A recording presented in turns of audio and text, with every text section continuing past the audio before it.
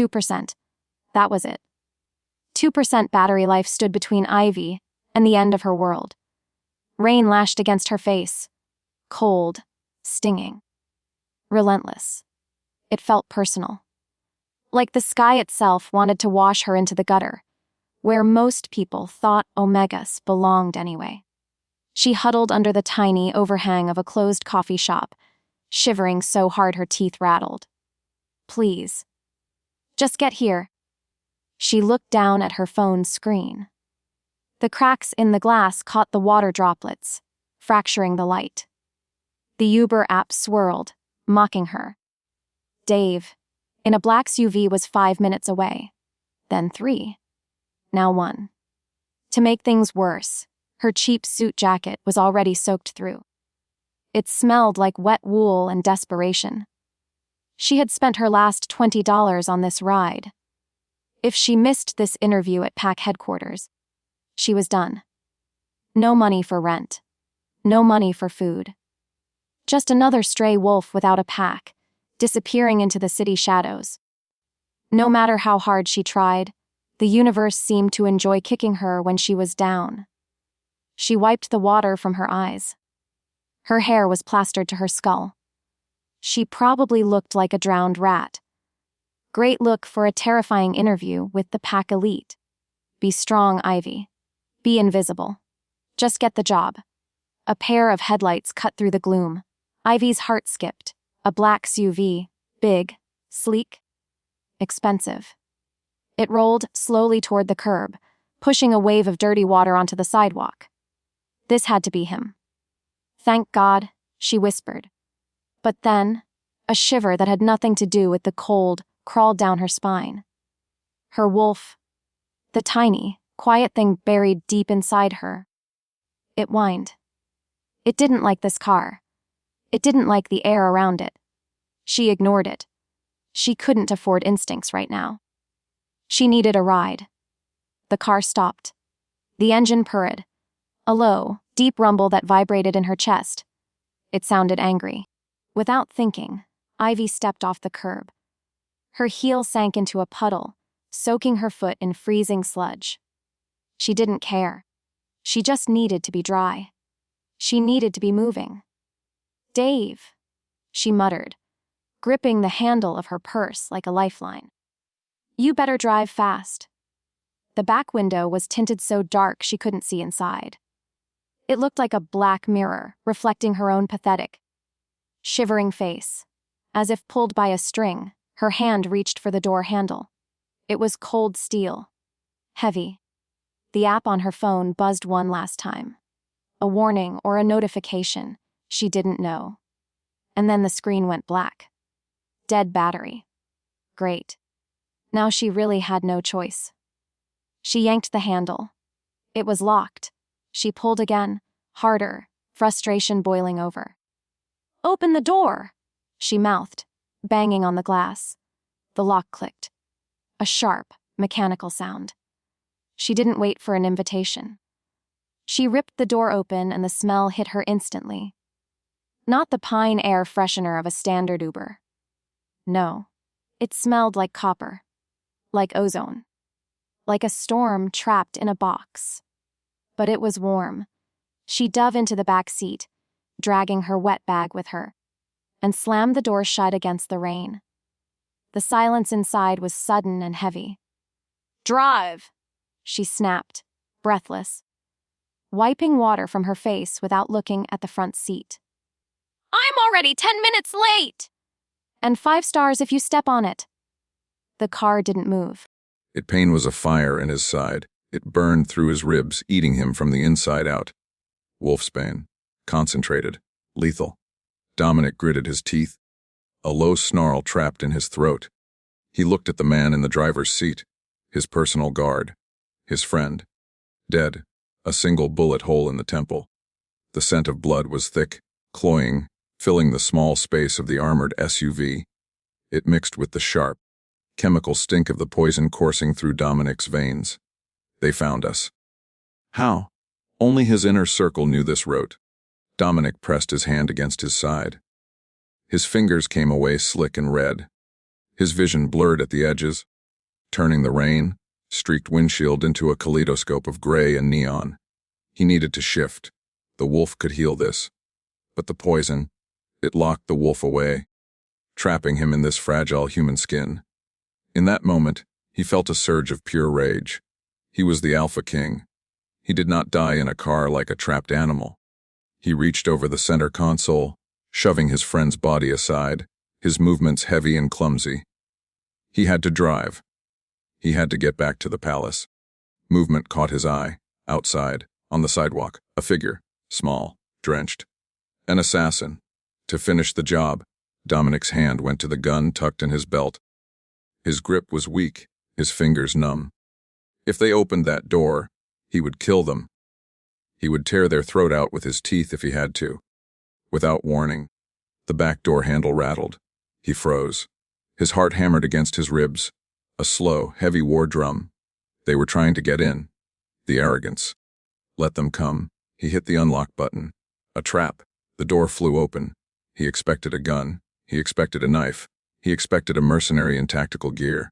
Instead, a whirlwind of wet fabric and chaos dove into his backseat. It was a girl. She slammed the door, shutting out the world.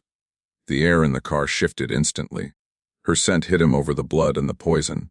Rainwater, vanilla, and something else. Something sweet and terrifyingly familiar. "Drive!" she yelled. Her voice was bossy, high-pitched with panic. "I'm already 10 minutes late! And 5 stars if you step on it!" Dominic blinked. The gun felt heavy in his hand. 5 stars. She thought he was a driver. She had no idea she had just jumped into a coffin. His wolf stirred deep in the darkness of his mind. It wasn't angry. It was curious. "Mate," the wolf whispered, the word fading as the poison spiked again. Dominic turned slowly in his seat, the movement agony. He needed to see her face. He needed to see the idiot who had just hijacked a dying king. She was wringing out her hair, water dripping onto his custom leather seats. She wasn't looking at him. She was looking at her watch. "Did you hear me?" She huffed, looking up. The moment their eyes locked, time stood still. Her eyes went wide. She saw the blood on his shirt. She saw the dead man slumped against the passenger door. She saw the gold fire in Dominic's eyes. And for the first time in his life, Dominic didn't want to kill the intruder. He wanted to protect her. "Get down," he rasped. His voice sounded like gravel grinding together. "What?" she squeaked. "Get down." Her world tilted. This wasn't Dave. Dave was supposed to be a guy in a Honda, with a back seat full of water bottles. This man was a mountain. Even sitting down, his shoulders filled the width of the car. And his eyes. They weren't human. They were liquid gold. Glowing. Burning in the dim light of the dashboard. Wolf eyes. Alpha eyes. Her breath caught in her throat. She shrank back against the door, her fingers scrambling for the handle she had just released. Her voice trembled. "I think I have the wrong car." That was when she saw the blood. It was everywhere. Soaking his white dress shirt. Dripping onto the console. And next to him. Ivy choked back a scream. There was a body in the front passenger seat. Slumped over. Unmoving. "Oh my God!" she whispered. "Oh my God, let me out." "Too late?" the man growled. Without another word, he stomped on the gas pedal. The SUV didn't just accelerate. It launched. Ivy was thrown back against the leather seat, the force knocking the wind out of her. "Stop," she screamed. "You're kidnapping me." "I'm saving you," he roared back, spinning the steering wheel with one hand. Bang! The back window, right behind her head, shattered. Ivy didn't think. Her body moved on instinct. She threw herself onto the floorboard, curling into a tiny ball between the front and back seats. Glass rained down on her like deadly confetti. Gunshots. Someone was shooting at them. "Stay down," the man, the monster, bellowed. The car swerved violently. Ivy slammed against the side of the door.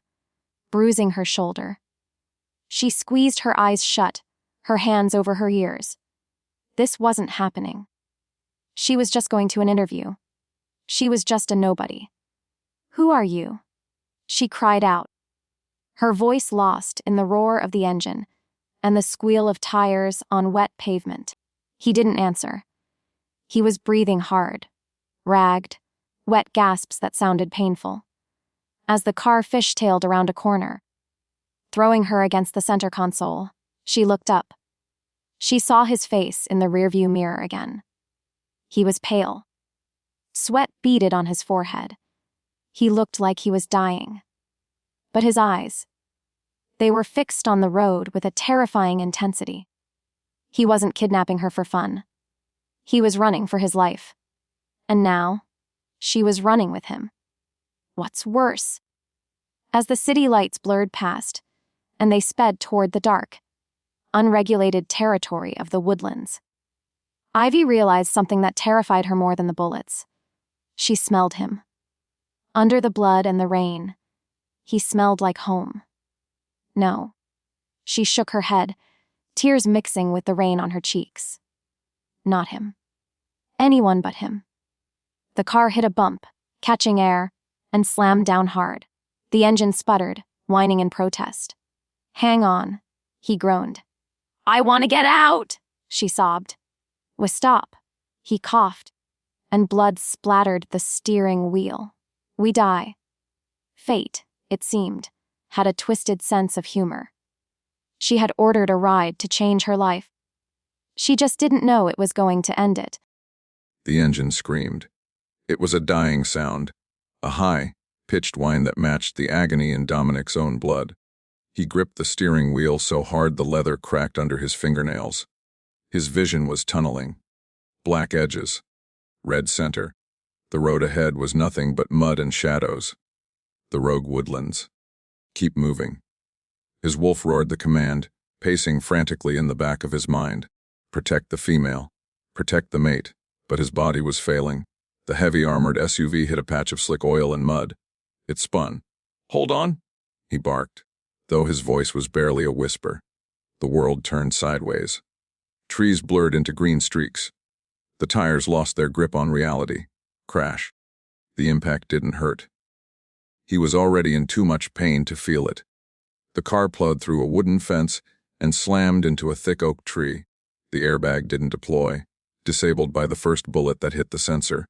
Silence. Sudden, ringing silence. Steam hissed from the crumpled hood, curling up like white ghosts in the rain. Dominic tried to breathe. It felt like inhaling broken glass. The poison? It was in his lungs now. Get her out. He turned his head. It felt heavy, like a boulder. In the back seat, the girl was curled into a ball on the floorboard. She wasn't moving. Fear, cold and sharp, pierced through the fog of his pain. "Hey," he grunted. He reached back, his hand shaking uncontrollably. "Hey, you alive?" she gasped. A wet, terrified sound. "I think so." She was alive, thank the moon. But they were sitting ducks. The assassins wouldn't stop. They were tracking the car's GPS. "We have to..." He coughed, and the taste of copper filled his mouth. "We have to move." He shoved the door open. It groaned against the mud but gave way. Rain poured in, instantly soaking him. He swung his legs out, trying to stand. "Stand up, King. Stand up." He put his weight on his feet. Bad idea. His knees buckled. The ground rushed up to meet him. He slammed face first into the cold, wet mud. Humiliation burned hotter than the poison. He was the apex, the ruler, and he was lying in the dirt, unable to lift his own head. Moments later, he heard the back door open. He waited for her to run. Why wouldn't she? He was a monster who had nearly killed her. She should run into the trees and never look back. Instead, he heard splashing. Footsteps coming toward him. "Oh my God," she whispered. Her voice was right above him. "Dave, are you..." She stopped. She saw his face in the moonlight. Dominic rolled onto his back, gasping for air. He looked up at her. She was shivering, clutching her purse, staring down at him with wide, horrified eyes. "Run," he wheezed. "Go." But she didn't run. She stared at his eyes, and he saw the moment she realized who he was. Ivy froze. The rain plastered her hair to her face, but she was too numb to feel it. She stared down at the man in the mud. The suit. The size of him. The gold eyes. She had seen that face on the news. On billboards. On the currency in her wallet. This wasn't Dave. This was King Dominic Blackwood. The king. No, she breathed, stepping back. The mud squelched around her heels. No. This was impossible. The king was untouchable. He lived in a palace. He didn't bleed out in the dirt of the rogue woodlands. But there he was. He looked wrecked. His skin was gray. His lips were blue. And the blood, there was so much of it. It stained the pristine white of his shirt, turning it into a gruesome map of pain. He told me to run. She looked at the dark forest. The trees were twisted, ancient things. This was rogue territory. If she walked in there alone, she wouldn't last an hour. But staying here, with a dying king, that was a death sentence too. Run, he said again. His voice was wet, weak. They're coming. Ivy looked at his hand. It was clawing at the mud, trying to find purchase, trying to get up. He was fighting. Even dying, he was fighting. Something inside her chest tightened. A painful tug. Her whole life, she had been told Omegas were useless. That they needed alphas to survive. That they were weak. But looking at the most powerful alpha in the world, lying helpless at her feet, she realized something. He couldn't save himself. If I leave him, he dies. The thought hit her like a physical blow. She looked at her ruined shoes, her ruined interview suit, her ruined life.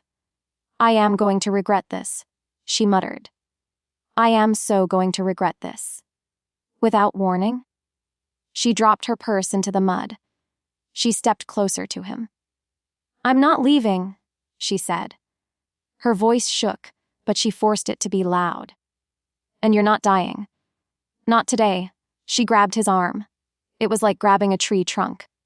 Solid muscle. Heavy as lead. Get up, she ordered. Come on. You have to help me. He groaned, his eyes fluttering shut. Can't. Yes, you can, she yelled at him, panic rising in her throat. You are a king. Act like it. Get up. Maybe it was the shock. Maybe it was the audacity of an Omega yelling at an Alpha. But his eyes snapped open. He growled, a low, dangerous sound. Don't order. Me. Then move, she snapped back, pulling with all her strength. Slowly, agonizingly, he began to push himself up. She was tiny. She barely came up to his shoulder. She smelled like vanilla and fear, but she was strong. Dominic leaned heavily on her, his vision swimming. Every step sent a fresh spike of agony through his side. But her arm was wrapped firmly around his waist, her shoulder wedged under his armpit, taking as much of his weight as she could. One foot in front of the other, she was muttering, just walk, just walk. She was bossy. His wolf liked it. Safe. The wolf purred. She has us. They stumbled away from the wreck, deeper into the trees. The rain washed away their tracks, but it also chilled him to the bone. The poison was shutting down his internal heater. He was freezing. Where? He gritted out. Where are we going? There's a motel, she panted, struggling under his weight. About a mile. I saw the sign before we crashed. A mile. He wouldn't make it 10 feet. Leave me, he whispered. The darkness was creeping in at the edges of his mind again. Soft, inviting. Save yourself. Shut up, she hissed. You owe me a 5-star rating. You don't get to die until I get it. He almost laughed. It came out as a wet cough. She adjusted her grip, her fingers digging into his side. It hurt, but it grounded him. What is your name? He asked. The words felt thick on his tongue. Ivy, she said. My name is Ivy, like the plant. Something that grows over everything. Something that binds. Ivy? He repeated. It tasted good. The world tilted again. His legs turned to water. Whoa, she cried out as he stumbled. He fell against her, crushing her into a tree. She grunted but didn't let go. She held him up, her small body trembling with the effort. He looked down at her. Her face was inches from his. Wet eyelashes, pale skin, fierce, determined eyes. In that moment, purely on instinct, he leaned down. He rested his forehead against hers. He needed to borrow her strength. "Don't let me fall, Ivy," he murmured. Her breath hitched. She froze. "I won't," she whispered back. The promise hung in the air between them, heavier than the rain. Then the darkness took him. He felt himself slipping, sliding down the tree trunk. But he didn't hit the ground. She caught him. She lowered him down, cursing, struggling, but she didn't let him drop. The last thing he felt was her small, warm hands on his face, tapping his cheeks. "Hey, wake up! Don't you dare die on me!" Bossy, he thought, as the blackness swallowed him whole. Definitely my mate. Dead weight. That was the only way to describe a 6'5" alpha king when he was unconscious. Ivy's lungs burned. Her arms shook so hard she thought they might snap. She had dragged him. Literally dragged him. One agonizing step at a time through the mud and the rain until the neon sign of the Starlight Motel flickered above them like a dying beacon. Just a little further. She kicked the door of room 4 open with her hip. It smelled like stale cigarettes and lemon cleaner. To make things worse, Dominic groaned. A deep, pained sound that vibrated against her ribs. "Almost there?" she panted, sweat mixing with the rain on her face. "Don't you dare wake up and fight me now." With one final, desperate heave, she dumped the king of the shifters onto the floral bedspread. The springs squeaked in protest. He didn't move. Ivy collapsed against the door, slamming it shut and throwing the deadbolt. Then the chain. Then she dragged a wooden chair under the handle. Safe. Sort of. She slid down to the floor, her heart hammering against her chest like a trapped bird. She looked at him. He took up the entire bed. His feet hung off the end. Mud and blood were ruining the sheets, but that was the least of her problems. Because of that, she had to act. She couldn't just sit here and watch him die. She crawled toward the bathroom. Her knees were scraped raw. She grabbed a thin, scratchy towel and ran it under cold water. Next, she approached the bed. He looked human. Stripped of his car, his guards, and his consciousness, he was just a man in a ruined suit. A very handsome, very dying man. "Okay," she whispered, her hands trembling as she reached for the buttons of his shirt. "I'm just playing doctor. No big deal." Just unbuttoning the king. His skin was burning hot. Fever heat. She peeled the wet shirt back. The wound was ugly, a jagged gash on his side. The edges were black, pulsating with a dark web of poison. Wolfsbane.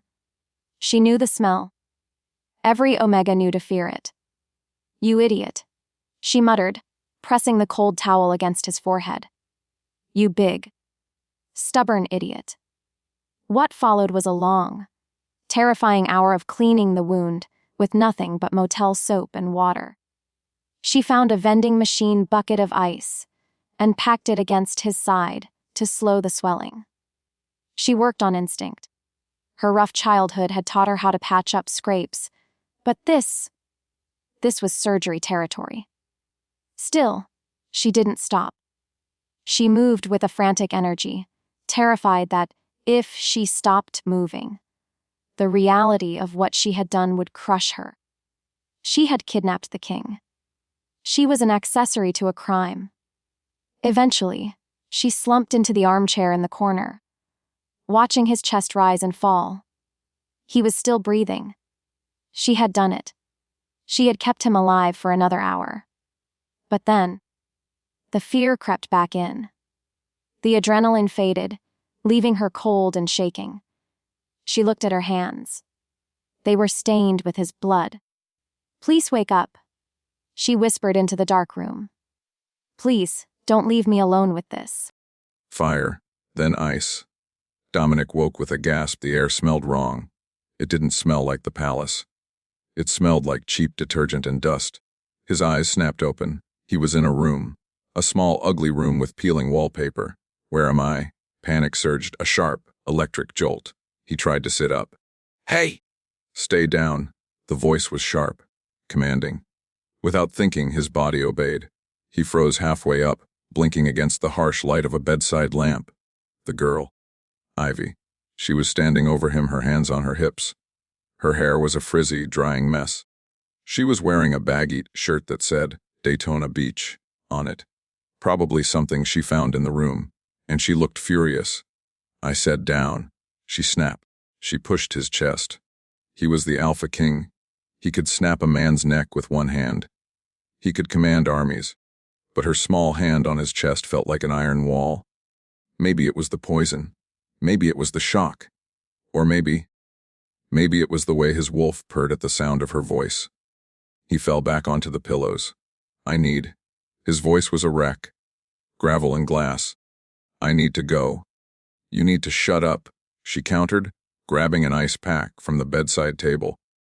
You lost half your blood volume. You have wolfsbane in your system. And you weigh 300 pounds. I am not dragging you anywhere else tonight. She slammed the ice pack onto his side. Oh, he grunted. Good, she said, not backing down. Pain means you're alive. She bustled around the room, grabbing a bottle of water. She cracked the lid and shoved it at him. Drink. He stared at her. Are you ordering me? She paused. For a second, he saw the fear flash in her eyes, the realization of who she was talking to. But then she set her jaw. Yes, she said. I am. Because one of us has to be the adult right now, and you're currently the toddler who got himself stabbed. A laugh bubbled up in his chest. It hurt, but it felt real. No one spoke to him like this ever. Everyone bowed. Everyone trembled.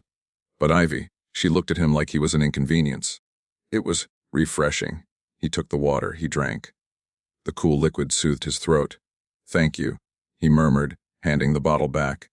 She blinked, surprised by his manners. You're welcome.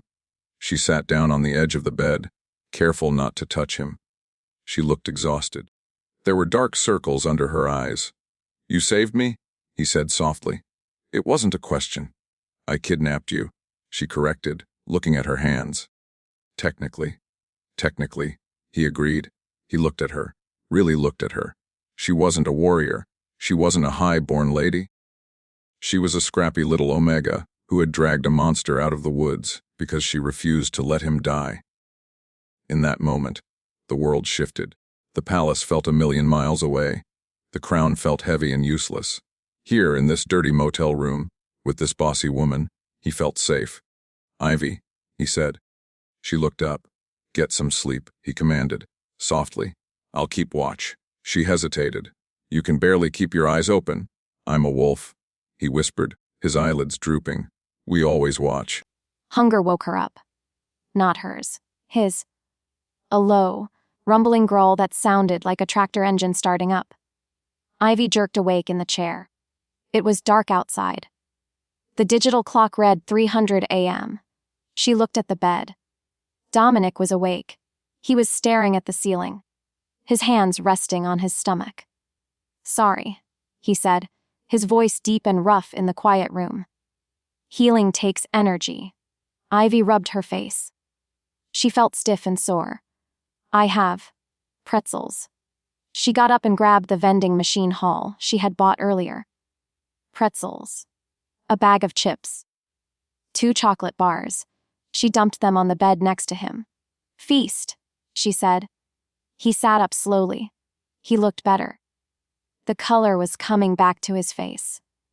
The wolf healing was finally kicking in. He tore open a bag of chips with his teeth. A savage, graceful movement that made Ivy's breath catch. So, he said, chewing. Dave. Ivy groaned, covering her face with her hands. Don't. You gave me a 1-star review. He teased. There was a glint of amusement in those gold eyes. I thought you were the worst Uber driver in history. She defended herself, peeking through her fingers. You didn't say hello. You didn't help with my bag. You just sat there bleeding. Rude of me. He agreed. He held out a chocolate bar. An offering. She took it. Their fingers brushed. Fire bloomed beneath her skin. A sharp, electric zap that went straight to her heart. She pulled her hand back quickly. Why me? She asked. The question had been eating at her. Why didn't you kill me? Or kick me out? Dominic stopped eating. The playfulness vanished from his face. He looked at her with a terrifying intensity. Because, he said quietly, you didn't smell like a threat. I smelled like wet dog and fear, she countered. No, he said. He leaned forward slightly. The air in the room thickened. You smelled like hope. Ivy's heart skipped a beat. She looked away, unable to hold his gaze. It was too much. He was the king. She was a nobody. We have to go back tomorrow, she whispered. To the palace. The mood in the room shattered. Reality came crashing back in. Yes, Dominic said. His voice was cold again. Royal. We do. They'll think I did it, she said. It wasn't a question. The driver is dead. You're missing. I'm the only one with you? I won't let them touch you, Dominic vowed. You can't promise that, she said sadly. You're the king. But even kings have rules. She stood up and walked to the window, peering through the crack in the curtains. The rain had stopped. The world was waiting for them. Get some rest, Your Majesty, she said, her voice hollow. Tomorrow, you go back to being the king. And I go back to being invisible. She didn't see the way he looked at her back. She didn't see the way his hand clenched into a fist. She didn't know that for him, there was no going back. Because of that night, everything had changed. He wasn't just a king anymore. He was hers. Even if she didn't know it yet. The palace gates loomed ahead. Gold, iron, and judgment. Dominic gripped the steering wheel of the replacement sedan the extraction team had left for them. Beside him, Ivy was asleep. Her head lolled against the window, her mouth slightly open. She looked fragile. She had no idea she was about to walk into a viper's nest. Protect her. The command looped in his head like a broken record. He slowed the car, rolling past the stunned guards at the checkpoint. They snapped to attention, their eyes widening as they saw the dried blood on his collar. Open the gates, he ordered through the intercom. His voice was a low rumble, pure alpha command. The heavy iron doors swung open. He drove up the long, winding driveway lined with ancient oaks. The palace stood at the top of the hill, a fortress of white stone and glass. It was beautiful. It was a prison. In fact, he had never hated it more than he did right now. He parked the car at the base of the grand staircase. Before the engine even died, the main doors flew open. Marcus Thorne strode out. The head of security looked impeccable.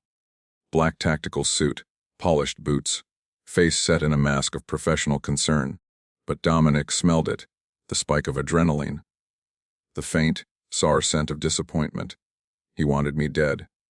The thought was a cold stone in Dominic's gut. Your Majesty! Marcus called out, rushing down the stairs with a squad of royal guards. We feared the worst. The tracker went dark. Dominic stepped out of the car. He didn't smile. He didn't offer an explanation. He just walked around to the passenger side. Stand down, Marcus, Dominic growled. He opened the door. Ivy jerked awake, blinking against the sunlight. Are we here? Yes, Dominic said softly. He offered her his hand. She took it. Her fingers were small and warm against his calloused palm. As she stepped out, a hush fell over the courtyard. The guards stared. The servants peering from the windows stared. Here was the Alpha King, covered in mud and blood, holding the hand of a disheveled Omega wearing a Daytona Beach t-shirt and ruined heels. Sir, Marcus said, his eyes narrowing as they landed on Ivy. Who is this? Is she a prisoner? Dominic felt Ivy flinch. He tightened his grip on her hand. No, Dominic announced, his voice carrying across the silent courtyard. She is my savior. He pulled her closer, tucking her into his side. Prepare the guest chambers. The blue suite? Gasps rippled through the crowd. The blue suite was for royalty. Sir. Marcus stepped forward, blocking their path. Protocol. She's an unknown element. We need to debrief her. Check for threats. Dominic's lip curled. A snarl vibrated in his chest. She is not a threat, Marcus. She is the only reason I am breathing. Yet, Marcus didn't back down. With all due respect, King, we have a dead driver and a breach in security. We cannot take chances. Just a standard statement. 10 minutes. Dominic looked down at Ivy. She looked terrified, but she gave him a small, shaky nod. It's okay, she whispered. I have nothing to hide. I'll tell them about the Uber app. Dominic hesitated. His wolf was screaming to tear Marcus apart. But logic, cold, hard king logic, intervened. If he refused, it would look suspicious. It would put a target on her back. Fine, Dominic spat. 10 minutes. If you scare her, Marcus, I will have your badge. And your head. The room was cold. It wasn't a dungeon, technically. It was an interview room in the security wing. But it had no windows, a metal table, and a mirror that Ivy knew was one. Way glass. She sat on the hard metal chair, her hands clasped on the table to stop them from shaking. 10 minutes. Just tell the truth. The door buzzed and opened. Marcus walked in. He wasn't smiling anymore, in the courtyard. He had looked concerned. In here, he looked like a shark-smelling chum. He placed a file folder on the table. Miss Vance, he said. His voice was smooth. Too smooth. Quite a story. The wrong car, the rain. The dead driver. It's the truth, Ivy said, sitting up straighter. I called an Uber. The app said Dave in a black SUV. I made a mistake. A mistake? Marcus repeated. He opened the file. Or a plan. He slid a photo across the table. Ivy looked down. It was a picture of her, but she wasn't alone. She was standing on a street corner talking to a man. A man with a rogue tattoo on his neck. That. Ivy frowned.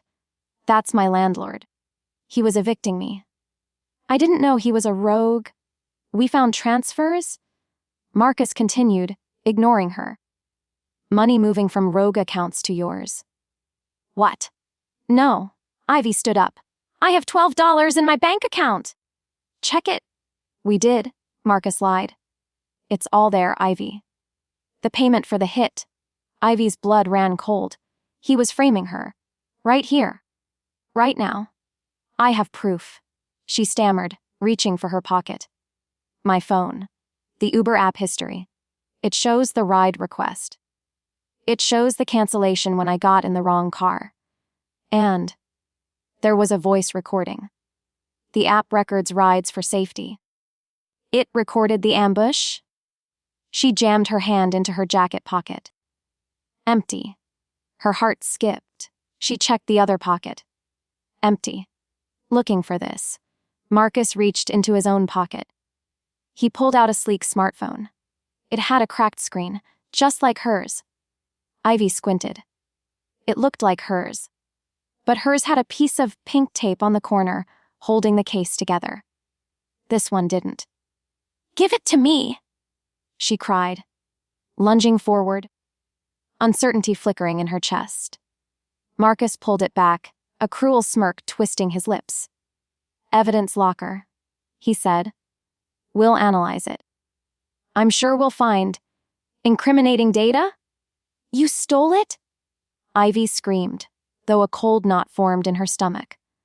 Had she dropped it? Left it in the car? Or was this a fake? Sit down. Marcus barked. The alpha command in his voice hit her like a physical slap. She fell back into the chair, tears stinging her eyes. Why are you doing this? She whispered. He trusts you. He is weak, Marcus hissed, leaning close. He brings a stray into the palace. He lets an Omega drive. He is unfit. You are the perfect scapegoat. Without warning, the door opened again. 2 guards stepped in. They weren't looking at her kindly. They were looking at her like she was a cop killer. Take her to the holding cells, Marcus ordered. She is a flight risk. No, Ivy yelled, struggling as the guards grabbed her arms. Dominic? Dominic, help me! But the walls were soundproof, and Dominic wasn't coming. The screen flickered. Dominic stood in the command center, his arms crossed over his chest. He was watching the footage Marcus had just pulled up. It was grainy security footage from the street corner. It showed Ivy getting into the car. But the timestamp, it was wrong. Look, Marcus said, pointing at the screen. She waits. She checks the license plate. She signals. Dominic squinted. It looked like she signaled. Or maybe she was just waving at a taxi. And the bank records, Marcus added, sliding a tablet over. $10,000 deposited yesterday from a known rogue shell company. Dominic stared at the numbers. His head pounded. The logic was there. The evidence was there. She is a spy. She is an assassin. She played you. But his heart was screaming. Lays, the wolf howled. She saved you. She fed you pretzels. She smells like home. Why didn't she kill me? Dominic asked, his voice tight. In the motel, I was helpless. She could have finished the job. Deep cover. Marcus shrugged. She needs access to the palace. To the inner sanctum. Maybe she wanted to take out the whole council. Dominic slammed his fist onto the console. The metal dented. I want to talk to her. Sir, Marcus said, his voice dropping to a whisper. If you go in there, the council will see it as weakness. They will see you compromised by a pretty face. They are already calling for a vote of no confidence. Dominic froze. A vote, a coup, if he lost the throne. He couldn't protect anyone. She is dangerous, Dominic, Marcus pressed. She needs to be contained. Until we know for sure. Dominic looked at the monitor on the wall. It showed the hallway to the cells. He saw Ivy being dragged by 2 guards. She wasn't fighting anymore. Her head was bowed. She looked broken. I promised her, he thought. I promised I wouldn't let them touch her. But if he let her go now, Marcus would kill her and call it self-defense. He had to buy time. He had to keep her where Marcus couldn't get to her without witnesses. Lock her up, Dominic said. The words tasted like ash. Sear. Put her in the high-security wing, Dominic ordered, his eyes flashing gold. No visitors. Not even you, Marcus. Especially not you. I want her alive for interrogation. Marcus's jaw tightened, but he nodded. As you command. Dominic watched the screen as they shoved Ivy into a cell. He saw her sink to the floor, pulling her knees to her chest. She was crying. He felt every tear like a drop of acid on his soul.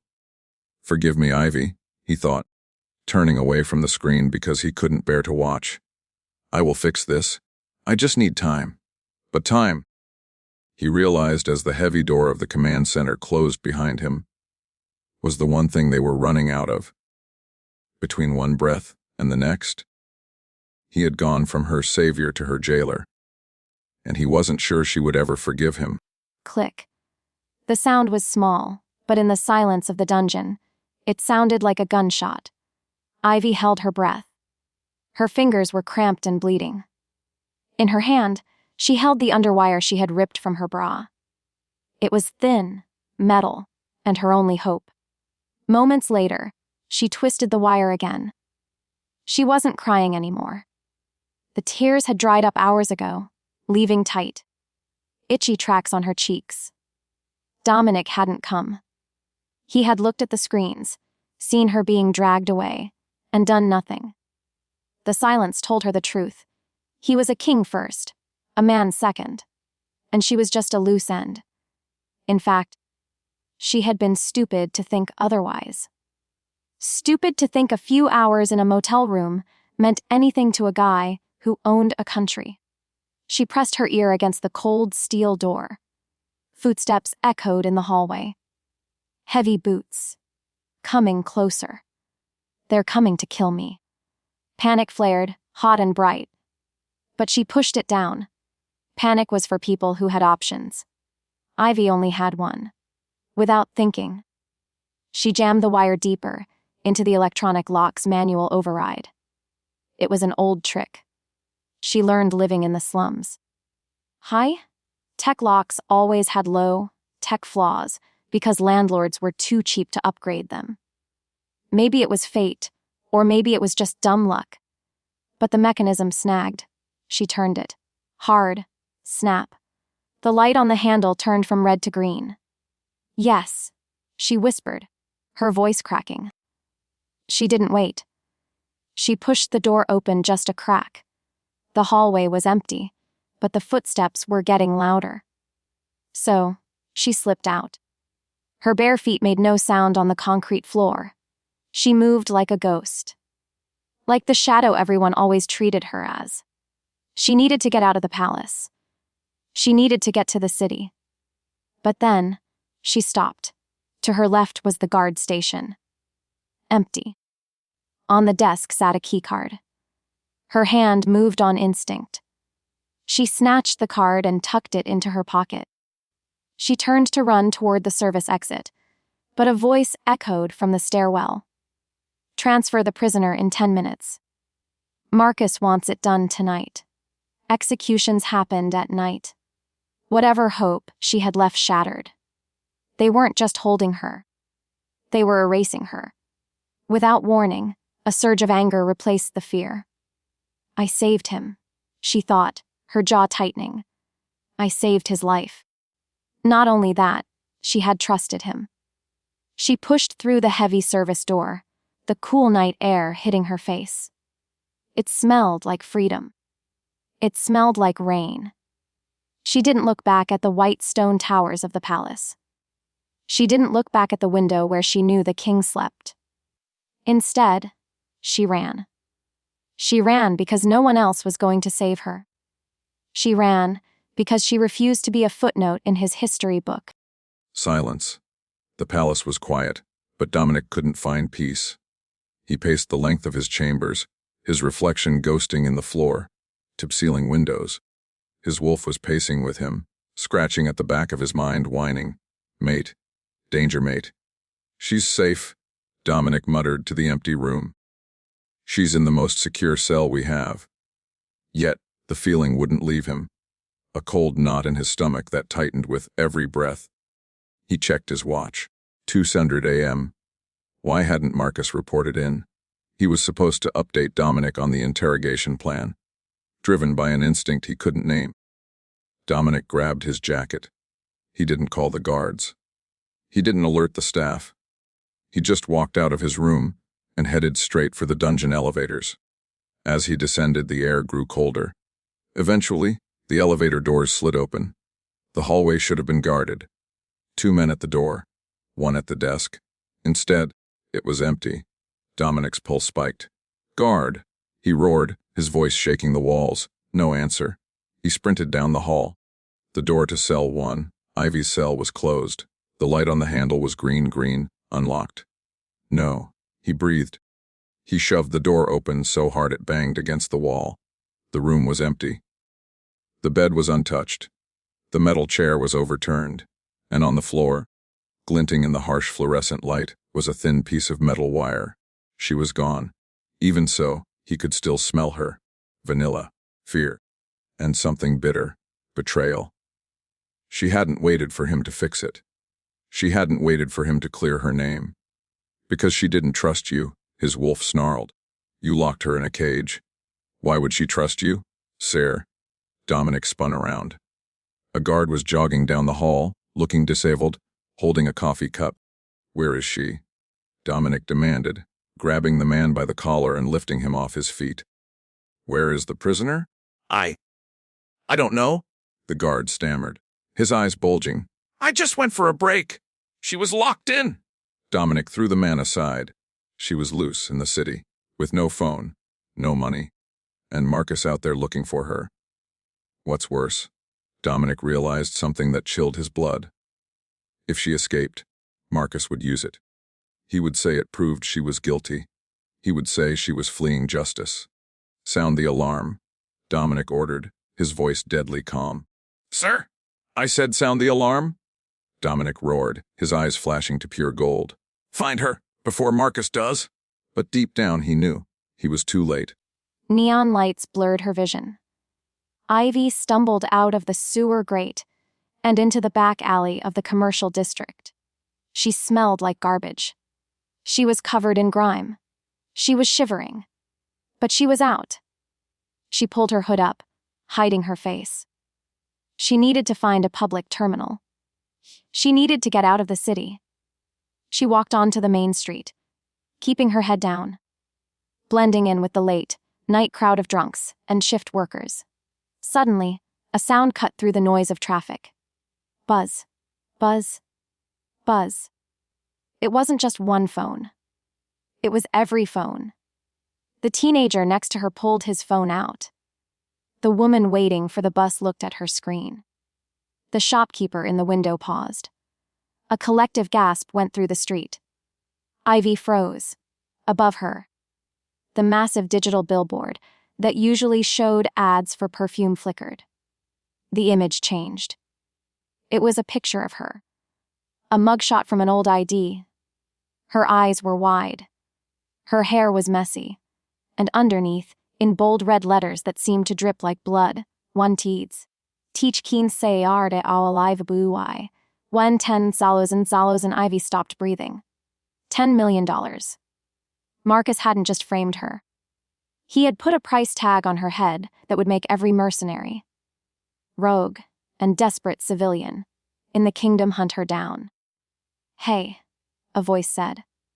Ivy turned. The teenager with the phone was looking at the billboard. Then he looked at her. He looked at the billboard again. "That's her," he whispered. Ivy backed away. No, it's not. It's her," the kid yelled, pointing a shaking finger. "It's the girl! She's right here!" Heads turned. Eyes locked onto her. Hungry eyes. Greedy eyes. In that moment, Ivy realized the true horror of her situation. She wasn't just running from the law.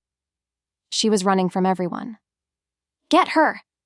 Someone shouted from across the street. A man in a leather jacket started running toward her. Then another. Then a group. Adrenaline dumped into her system. She turned and sprinted.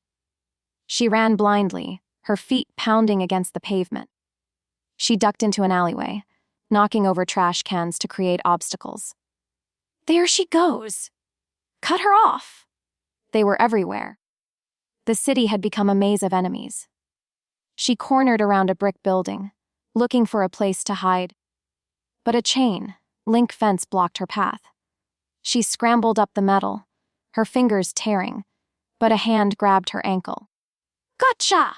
A rough voice grunted. Ivy kicked. She screamed. She landed a heel in the man's nose. He let go with a howl of pain. She dropped to the other side and kept running. She didn't know where she was going. She didn't know how long she could last. All she knew was that the man she saved had turned the world into a weapon against her. And with that terrifying clarity, she knew she would never stop running. Darkness smelled like rot. Ivy crouched in the shadows of the storm drain, the water rising around her ankles. It was freezing, thick with slime, and the refuse of a city that wanted her dead. She held her breath, trying to silence the ragged gasps tearing through her chest. Above her, through the iron grates, the city screamed.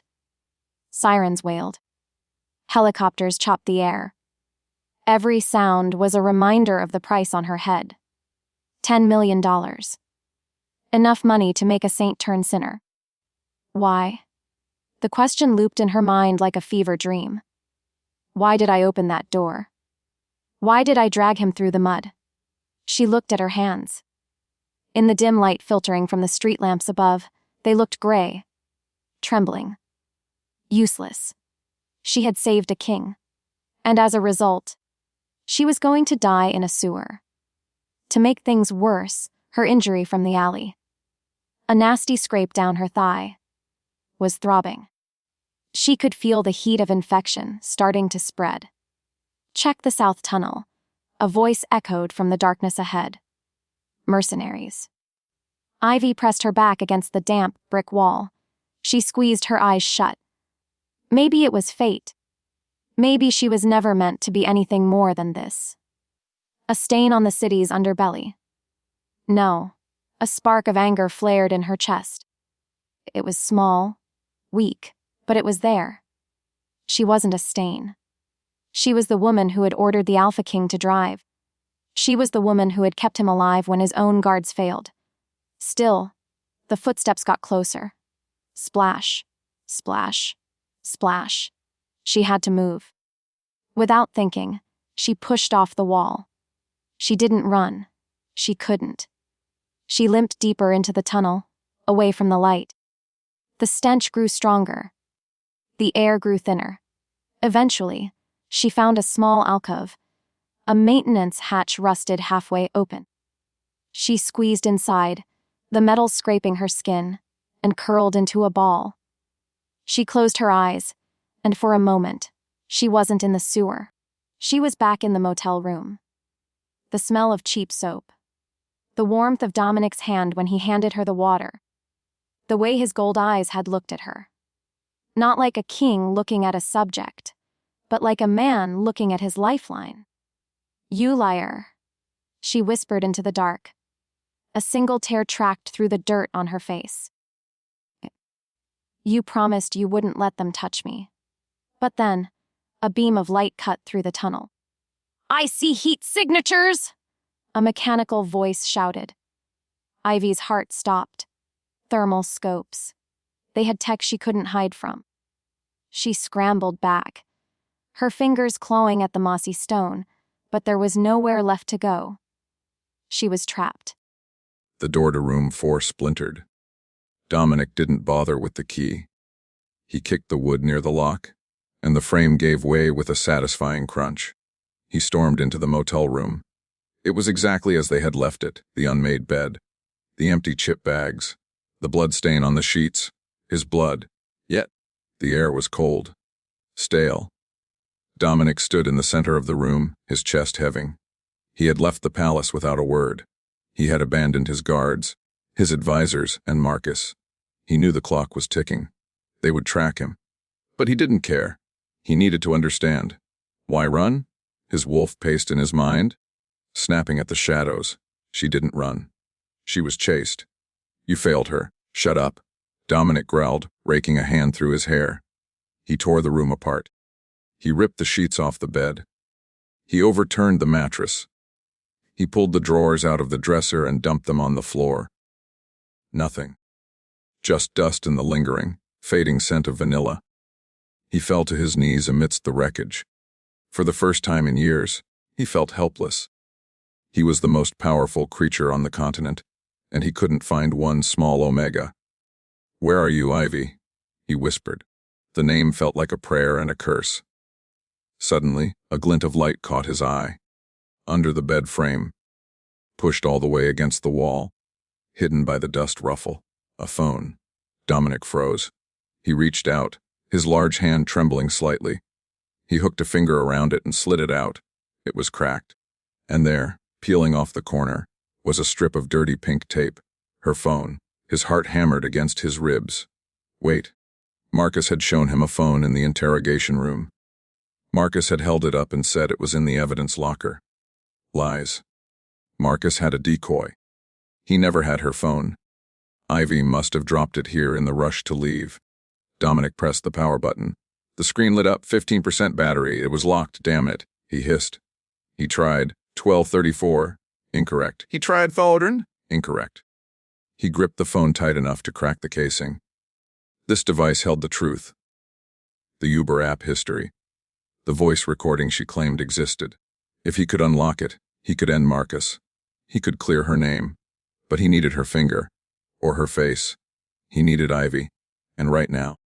Every second he wasted in this motel room was a second the hunters got closer to her.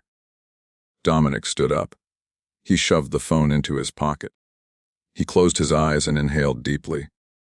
He pushed past the smell of the motel, past the smell of the city, reaching out with his alpha senses.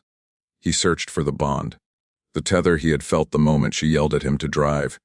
It was faint, weak, buried under fear and distance. But it was there, to the east, near the industrial district. Got you? He shifted, his bones cracked and reshaped. Fur burst through his skin, the suit shredded. Moments later, a massive black wolf stood in the ruin of room 4. He didn't use the door. He launched himself through the window, shattering the glass, and sprinted into the night. He was coming, and God help anyone who stood in his way. The blow came from nowhere. Ivy didn't even see the fist. She just felt the explosion of pain in her temple. The world spun sideways. The wet concrete of the alley rushed up to meet her cheek. Got her! Hold her down! She fights like a feral cat! Ivy kicked out, her heel connecting with a shin. A man cursed. She tried to scramble up, but a heavy boot slammed into her back, pinning her to the ground. The air left her lungs in a pained whoosh. Stay down, Kingslayer. A voice sneered. Ivy gasped, turning her head to the side. She was surrounded. 5 of them. They weren't police. They weren't royal guards. They were rogues. Mercenaries. They wore mismatched tactical gear and smelled like unwashed fur and bloodlust. Check the ID, the leader barked. He was a massive brute with a scar running through his left eye. Another man grabbed Ivy's hair, yanking her head back. He shone a flashlight in her face. It's her, he grinned, revealing yellow teeth. $10 million, boys. Ivy spat at him, a mix of saliva and blood. He's going to kill you, she rasped. The king. He'll kill you all. The leader laughed, a dry, hacking sound. The king put the bounty on you, sweetheart, he mocked. Or at least, his man did. He pulled a radio from his belt. Thorn. We have the package. Ivy's blood went cold. Thorn. Marcus Thorn. They weren't taking her to the station. They were selling her directly to the man who framed her. Copy that. Marcus's voice crackled over the speaker. Ivy recognized the smooth, calm tone immediately. Is she alive? Barely, the rogue laughed. She's got some fight in her. Bring her to the warehouse on Dock 4, Marcus ordered. And kill her there. I want to see the body before I transfer the funds. Kill her there. The words hung in the air, heavy and final. Ivy stopped fighting. The fight drained out of her limbs. The adrenaline crashed, leaving her hollow. It was over. There was no trial, no rescue. Just a warehouse and a bullet. Get her up, the leader ordered. Rough hands grabbed her arms, hauling her to her feet. They tied her wrists behind her back. The plastic bit into her skin. Move. The leader shoved her. Ivy stumbled forward. She looked up at the sky. No moon. Just the orange glow of the city pollution. She wondered if Dominic was looking at the same sky. She wondered if he was sleeping in his silk sheets, safe in his tower, while she walked to her execution. I hate you, she whispered, though she wasn't sure if she was talking to Marcus, Dominic, or herself. Whatever the answer, it didn't matter anymore. Because by morning, Ivy Vance would just be another dead body in a city full of ghosts. One of the rogues threw a black bag over her head. The world went dark, and Ivy finally let the tears fall. The alley was dark, smelling of rain and old grease. Dominic knelt on the wet pavement, his body shuddering as he forced the shift back to human. Bones snapped into place, skin knit together. It was agony, but he needed thumbs. He held the pink, taped phone in his hand like it was a holy relic. Unlock it. His fingers were bloody, stained from the glass he'd shattered leaving the motel. He pressed the power button. The screen demanded a passcode. He stared at the keypad. He didn't know her birthday. He didn't know her mother's name. He barely knew her. Think. What did she value? What was in her head? He closed his eyes. He heard her voice in the car, shrill with panic, but laced with that strange, defiant humor. 5 stars if you step on it. It was ridiculous. A desperate joke in the face of death. But it was the only clue he had. Dominic's thumb hovered over the number 5 maybe. He tapped it once, twice, 3 times, 4 times. The screen blinked. It unlocked. Dominic let out a breath he didn't know he was holding. He swiped to the Uber app. The ride history was open. It showed a canceled trip for Dave. But right below it, a red warning icon pulsed. Crash detected. He tapped the notification. A safety log opened, showing a jagged audio waveform with yesterday's timestamp. He hit play. Ivy's voice rang out, tinny and terrified. Drive! I'm already 10 minutes late. Then his own growl. Then the gunshots. The shattering glass. It was all there. Proof she was a victim. Proof she was innocent. I have the weapon, he realized, his grip tightening on the device until the plastic creaked. Now I need the girl. He didn't bother with clothes. He didn't bother with stealth. The scent of her fear was a physical line in the air, pulling him toward the docks. It tasted like ozone and salt. She was close. But then the wind shifted. A new scent hit him. Gunpowder, and the slick, metallic tang of Marcus Thorne's cologne. He's there. Rage, pure and ancient, flooded Dominic's veins. It wasn't the cold anger of a king. It was the molten fury of a mate. He dropped to all fours. Shift. The change took him instantly this time, fueled by bloodlust. Fur exploded from his skin. His jaw elongated, snapping bone and sinew into a muzzle built for tearing throats. He let out a howl that shattered the windows of the parked cars in the alley. He wasn't coming to arrest Marcus. He was coming to end him. The warehouse smelled like rust and bad intentions. Ivy sat in the center of the vast, empty space. Her wrists were zip, tied to a metal chair. Her ankles were taped to the legs. A single spotlight hung from the rafters, blinding her. Comfortable. The voice echoed from the darkness. Ivy squinted. Marcus.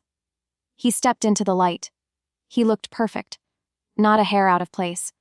No mud on his boots. He held a silenced pistol in his hand, like it was a glass of champagne.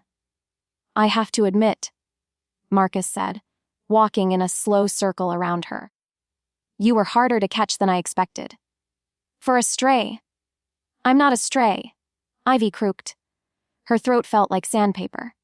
I'm a citizen, and you're a traitor. Marcus laughed. It was a soft, indulgent sound. I am a patriot, Ivy. Dominic is weak. He lets the bloodlines dilute. He lets your kind think you have rights. He stopped in front of her, leaning down. A king who bleeds for an omega is no king of mine. He's 10 times the man you are, she spat. Marcus's expression didn't change, but his eyes went cold. He raised the gun. Last words, he asked, bored.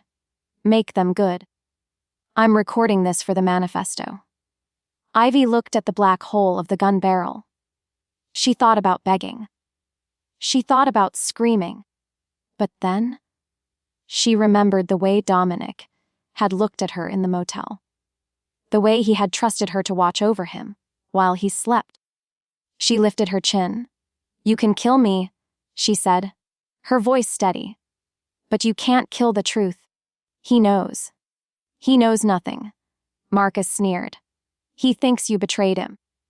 He'll probably thank me for disposing of the trash. He clicked the safety off. Goodbye, Miss Vance. Ivy closed her eyes. She didn't pray. She just pictured gold eyes. I'm sorry, Dave, she thought. I tried. In the silence that followed, she heard the trigger mechanism creak, and then... The concrete wall looked solid. To a human, it was an immovable object. To a car, it was a barrier. To an Alpha King in full shift, moving at 60 miles an hour, it was just paper. Dominic didn't slow down. He smelled the gun oil. He heard the click of the safety. N.O.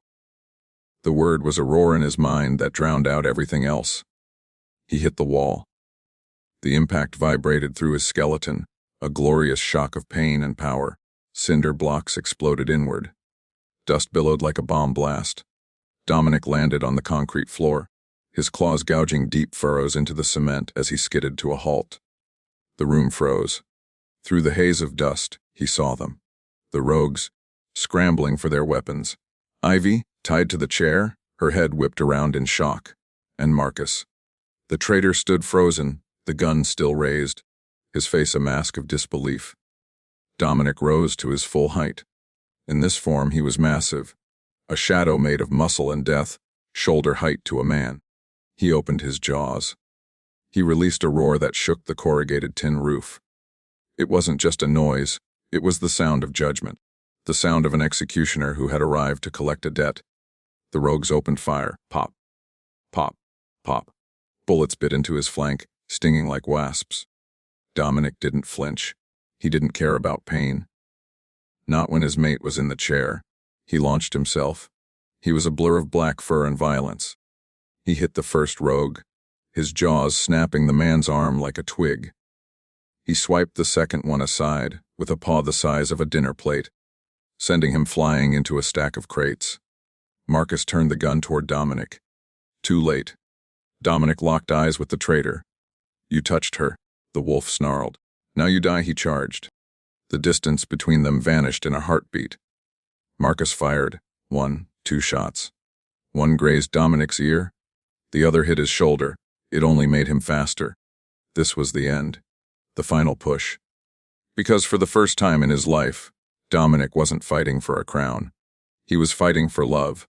The world ended in a spray of red. Ivy squeezed her eyes shut, flinching as warm, wet droplets splattered across her cheek. She expected pain. She expected the bullet. Instead, she heard a sound that would haunt her nightmares forever. Crunch. It was the sound of wet bones snapping under immense pressure. She opened her eyes. Marcus Thorne was gone. Where he had stood a second ago, there was now only a massive shadow, a mountain of black fur and heaving muscle. The wolf stood over a broken shape on the concrete floor, its muzzle dripping crimson. Silence. The warehouse, moments ago filled with gunfire and shouting, was now deadly quiet. The rogues were scattered like broken dolls against the crates. Time seemed to stand still. The wolf turned its head slowly. Its ears twitched. It looked at her. Those eyes, liquid gold, burning with a fire that wasn't animal. It was intelligent. It was him. Ivy stopped breathing. Her heart hammered against her ribs, a frantic drumbeat in the silence. She should be terrified. She was tied to a chair in a slaughterhouse, staring at an apex predator who had just massacred 5 men in under 10 seconds. Yet, she didn't feel fear.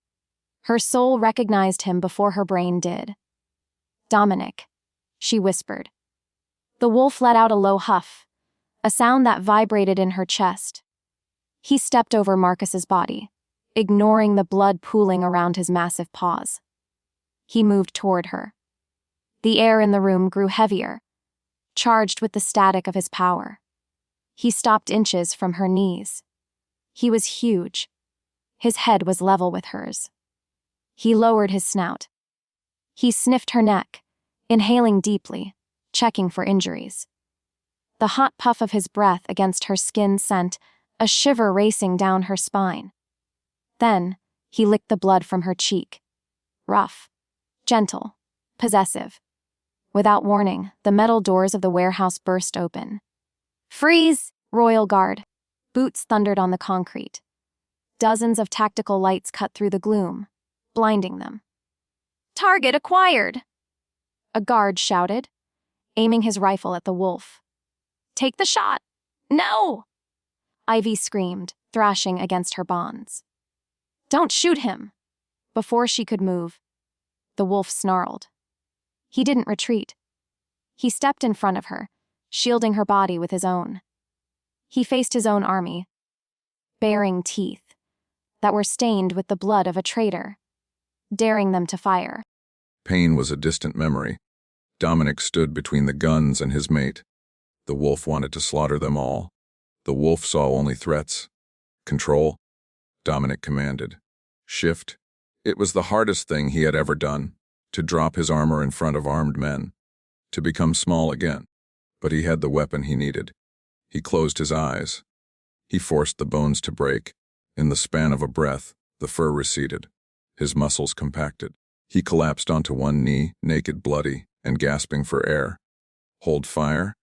The captain of the guard yelled, lowering his rifle but keeping his eyes wide with shock. It's the king! Stand down! Dominic didn't look at them. He didn't care about his nudity or his wounds. The world narrowed to a single point, Ivy. She was staring at him, her eyes wide, tears cutting tracks through the grime on her face. She looked at him not as a king, but as the man she had saved. He reached into the pile of shredded clothes on the floor and pulled out the pink, taped phone. He stood up, swaying slightly. He held the phone up to the captain, his hand trembling with adrenaline. Play. The recording, he rasped. His voice was ruined, shredded by the roar. The captain hesitated, glanced at the dead body of Marcus, who had just died with a gun in his hand aimed at the crown, and then took the phone. He pressed play. Ivy's voice echoed in the silent warehouse, tinny and terrified, cutting through the tension. Drive! I'm already 10 minutes late. Then the unmistakable sound of Dominic's growl. Then the ambush. The glass shattering. The chaos of a civilian trapped in a war zone. The silence roared. The guards looked at each other. The narrative Marcus had spun, that she was a precise, cold-blooded assassin, shattered instantly. She sounded exactly like what she was, a scared girl in the wrong car. The captain looked at Marcus's body, then at the rogues, and finally at Dominic. The treason was obvious. The bullets in the king's shoulder were proof enough of Marcus's guilt. But the phone proved the girl's innocence. She is not the enemy, Dominic said, his voice gaining strength, echoing off the metal walls. She is the savior. Without another word, he turned back to Ivy. He didn't wait for a knife. He grabbed the zip, ties binding her wrists. With a surge of hysterical strength, he snapped the plastic with his bare hands. Ivy fell forward. He caught her.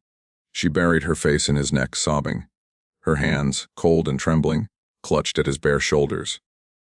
You came, she choked out. You actually came? I told you? Dominic murmured, burying his face in her hair, inhaling the scent of vanilla and rain. I'm the driver. I go where you need me. In the quiet that followed, he lifted her into his arms. He walked past his stunned guards, past the body of his former friend, and carried her out into the night.